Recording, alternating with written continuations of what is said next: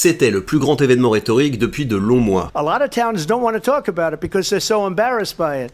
In Springfield, they're eating the dogs, the people that came in, they're eating the cats, they're eating the pets of the people that live there. J'ai regardé le débat en entier et j'ai un avis clair sur qui de Donald Trump ou de Kamala Harris l'a emporté. Mais pour bien profiter de l'analyse, je vous redonne le contexte. D'abord, il y a eu le débat entre Donald Trump et Joe Biden. Et là, pour Biden, ça s'est mal passé. And I'm going to continue to move until we get the total ban on the total initiative relative to what we're going to do with more border patrol and more asylum officers. President Trump? I really don't know what he said at the end of that sentence. I don't think he knows what he said either. Look. Attention, Joe Biden était la plupart du temps lucide dans ses réponses, mais il a eu quelques grands moments d'absence que son adversaire a su très bien exploiter. Et pour le coup, nous avons là un débat qui a eu un vrai impact sur la suite des événements, puisque même les médias traditionnellement pro-démocrates ont dû se rendre à l'évidence, Joe est rincé. Trump était parti pour une dynamique positive, il pouvait jouer à fond sa carte maîtresse, à savoir Joe est sénile, quand soudain... Take a look what happened. Tentative d'assassinat avec en prime une réaction qui ne manque pas de cran.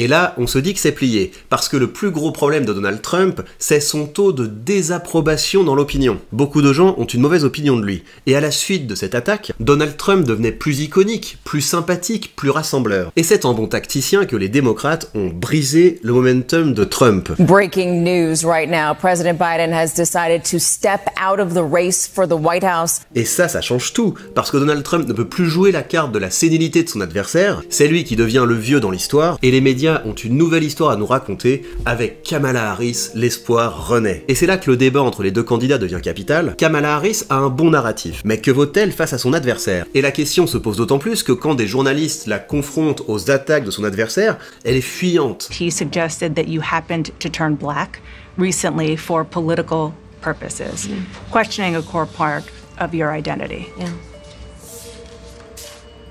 Any... Same old tired playbook. Next question, please. That's it? That's it. Okay. Mais dans un face-à-face avec Donald Trump, elle ne pourra pas fuir. Et du coup, il faut qu'on en parle.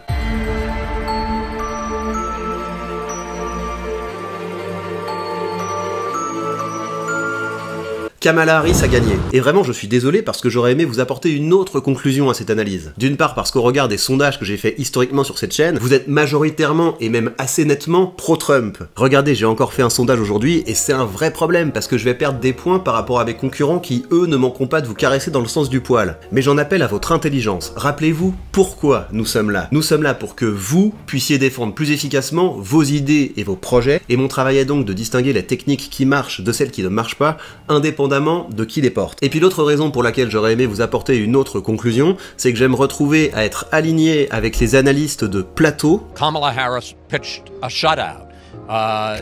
On almost every subject I can think of. Mais la différence, c'est que eux avaient leur opinion avant le débat, et moi j'ai posé une hypothèse rhétorique sur la table, et j'ai récolté des éléments de nature à l'infirmer ou à la confirmer. Je vais donc vous donner mon cadre d'analyse, libre à vous de le critiquer, d'en proposer un autre, les commentaires sont là pour ça. Je pars donc de la perspective que c'est à Trump d'inventer quelque chose, c'est à Trump de se réinventer dans ce débat. Pourquoi? Parce que depuis le retrait de Joe Biden, il a perdu son principal motif rhétorique, Joe Biden est sénile. Et c'était un motif efficace parce que Trump a conscience de son niveau de désapprobation dans l'opinion. Mais il savait qu'il pouvait s'en sortir en maintenant que Joe était encore pire que lui, et son débat avec Joe Biden lui avait donné raison. Mais avec Kamala Harris, c'est une autre histoire. Depuis qu'elle est la candidate démocrate, elle n'a cessé de monter dans l'opinion parce que son narratif est plus facile à porter par les médias que celui de son adversaire. Avec Donald Trump, c'est on va re-rendre l'Amérique grande encore, et avec Kamala Harris, c'est il est temps de tourner la page. Et c'est ce qui me fait dire que Trump ne peut pas se contenter de calomnier son adversaire,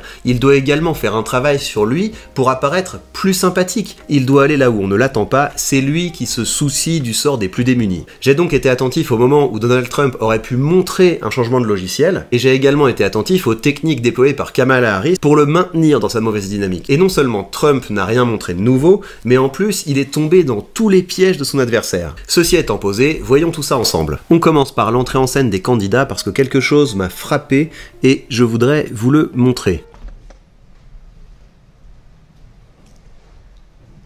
Kamala Harris. Let's have a good debate. Thank you. Vous voyez que c'est Kamala Harris qui vient vers Donald Trump pour lui serrer la main, et dans le ton et l'attitude qu'elle a, elle semble moins hostile que son adversaire, donc on est très loin de la gauche française avec le côté je ne touche pas les extrêmes. Il y a du respect pour son adversaire, donc pour les millions de gens qui le soutiennent. Ça peut paraître anecdotique, mais vous allez voir que cette question de la sympathie, c'est une ligne qu'on peut tirer tout au long du débat. On va maintenant en venir à la réponse à la première question.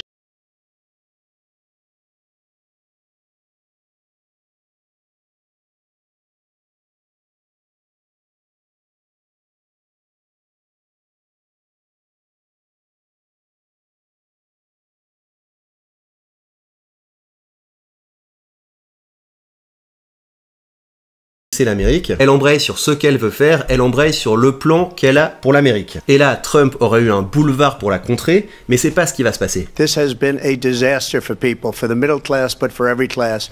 On top of that, we have millions of people pouring into our country from prisons and jails, from mental institutions and insane asylums, and they're coming in and they're taking jobs that are occupied right now by African Americans and Hispanics. Trump commence bien. D'une part, il répond vraiment à la question, à savoir l'état de l'économie, et ensuite il enchaîne sur ses thèmes de prédilection, à savoir l'immigration détruit notre pays, et par ailleurs, on peut rendre l'Amérique grande et puissante, c'est d'ailleurs ce que j'avais fait. And we have to get them out. We have to get them out fast. I created one of the greatest economies in the history of our country. I'll do it again and even better. Mais vous allez voir que dans sa contre-attaque, Kamala Harris va faire tomber Trump dans un piège dont il ne va pas pouvoir se sortir de tout le débat.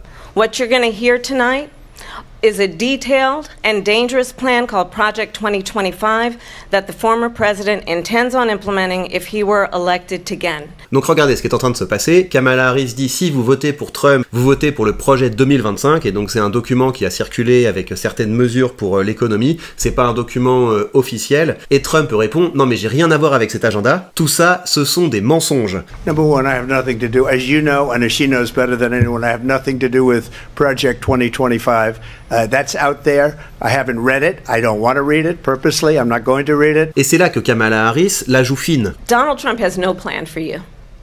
And when you look at his economic plan, it's all about tax breaks for the richest people. I am offering what I describe as an opportunity economy, and the best economists in our country, if not the world, have reviewed our relative plans for the future of America. Alors oui, il y a une contradiction évidente dans ce qu'elle est en train de dire. Elle commence en disant Donald Trump n'a pas de plan pour vous, et d'ailleurs les économistes ont comparé mon plan à celui de Donald Trump en disant que le mien était meilleur, donc ça n'a pas de sens. Mais rappelez-vous que ce qui compte dans ces circonstances, c'est pas le fond. Ce qui compte, c'est l'opposition d'ego. Et dans tout ce qui a été dit jusqu'à présent, la seule chose qui compte, c'est Kamala Harris qui regarde la caméra en disant moi, j'ai un plan pour vous.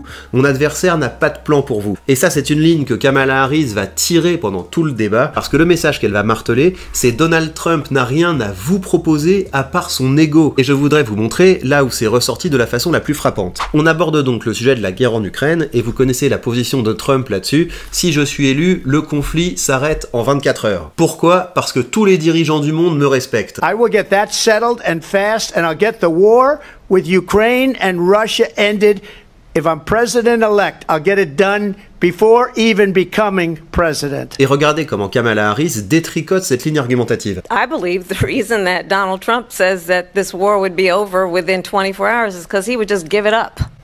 And that's not who we are as Americans. And why don't you tell the 800,000 Polish Americans right here in Pennsylvania how quickly you would give up for the sake of favor and what you think is a friendship with what is known to be a dictator who would eat you for lunch. Les dictateurs ne te respectent pas, ils te manipulent, parce qu'ils ont compris qu'on pouvait obtenir n'importe quoi de toi en te flattant. On est donc toujours sur cette ligne, à savoir, mon opposant n'a rien à vous offrir à part son ego. Et cette opposition de style va se rejouer encore et encore. On a eu par exemple une belle passe d'armes sur le sujet de l'avortement. Et là-dessus, Donald Trump avait une opportunité de se montrer comme celui qui est le plus proche de la volonté du peuple, qu'il était celui qui se souciait le plus de l'opinion des citoyens. C'est d'ailleurs ce qu'il dit en expliquant que sur ce sujet, tout ce qu'il a fait, c'est de permettre aux citoyens de voter pour savoir comment il voulait trancher cette question. For 52 years, this issue has torn our country apart, and they've wanted it back in the States. And I did something that nobody thought was possible.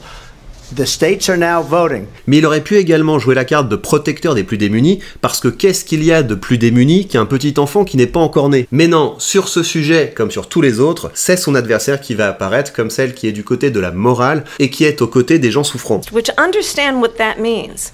A survivor of a crime of violation to their body does not have the right to make a decision about what happens to their body next. That is immoral. Et comme on pouvait s'y attendre, c'est au moment des remarques conclusives que le contraste d'éthos entre les deux candidats sera le plus frappant. And I'll tell you, as a prosecutor, I never asked a victim or a witness, are you a Republican or a Democrat?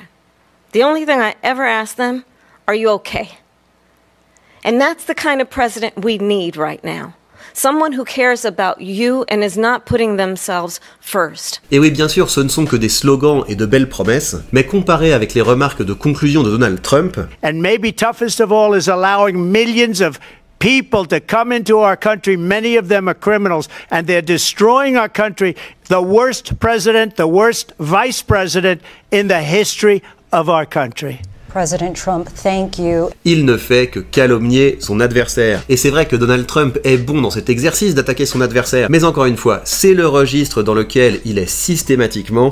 C'était à lui de changer de dynamique pour essayer d'améliorer l'opinion que les gens ont de lui. Il n'a rien fait pour essayer de changer sa dynamique, il n'a rien fait pour essayer de se réinventer, et c'est donc tout naturellement que l'écart dans les sondages avec son adversaire va au mieux se maintenir, voire se creuser. Donc ce que je voudrais que vous reteniez de cette analyse, c'est qu'il n'y a pas vraiment de stratégie rhétorique qui est bonne ou mauvaise en soi. Ça peut être très efficace de trash-talker son adversaire, de la même manière que ça peut être très efficace de présenter sa vision avec éloquence. Mais la question que vous devriez vous poser, c'est au regard de la dynamique dans laquelle vous êtes engagé, est-ce que vous avez intérêt à maintenir le statu quo et donc à conserver votre stratégie rhétorique, ou est-ce que vous avez au contraire intérêt à inventer quelque chose de nouveau pour trouver une nouvelle dynamique ou pour casser la dynamique de votre adversaire? Et ça nous ramène à la distinction entre la stratégie et la tactique. Votre stratégie est composée de vos grandes lignes narratives et argumentatives. Quelle est cette vision dans laquelle vous avez envie d'emmener votre public? C'est votre utopie si vous voulez. Et puis également dans votre stratégie, vous avez une série de constats sur ce qui ne va pas dans l'état actuel des choses, sur ce qu'il faudrait faire à la place,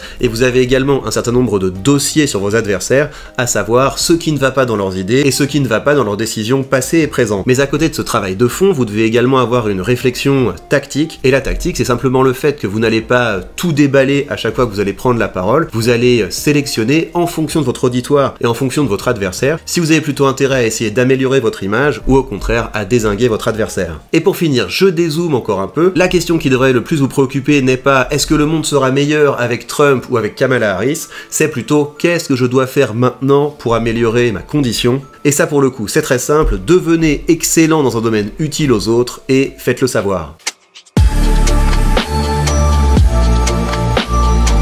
Et bien voilà chers amis pour ce nouvel épisode de Parle, nous sommes de retour pour une nouvelle saison et grosse nouvelle, mon second livre est disponible en précommande, la sortie officielle c'est le 3 octobre et après un premier livre où je vous avais proposé 12 leçons de rhétorique, on poursuit votre formation avec 12 leçons de dialectique avec ce bel objectif d'avoir des outils pour gagner la guerre des idées. Pour ce livre je me base évidemment sur toutes les analyses de débat que j'ai faites mais également sur mon travail de préparation de débat avec des candidats que j'ai accompagnés au cours de différentes élections. Ne cherchez pas à me demander qui j'ai accompagné, c'est de l'ordre du secret professionnel. J'ai hâte que vous l'ayez entre les mains et d'avoir votre retour dessus. Et pour ce qui est des ressources pour poursuivre votre formation, je vous invite également à rejoindre mon cercle des orateurs. Il s'agit d'une série d'articles que je vous envoie une fois par mois, non seulement sur la manière dont vous allez pouvoir faire de meilleurs discours, mais sur la manière dont vous allez pouvoir conquérir cette nouvelle agora que sont les réseaux sociaux. Et je vous montre également comment vous pouvez créer un business agréable et rentable à partir d'une bonne stratégie de création de contenu.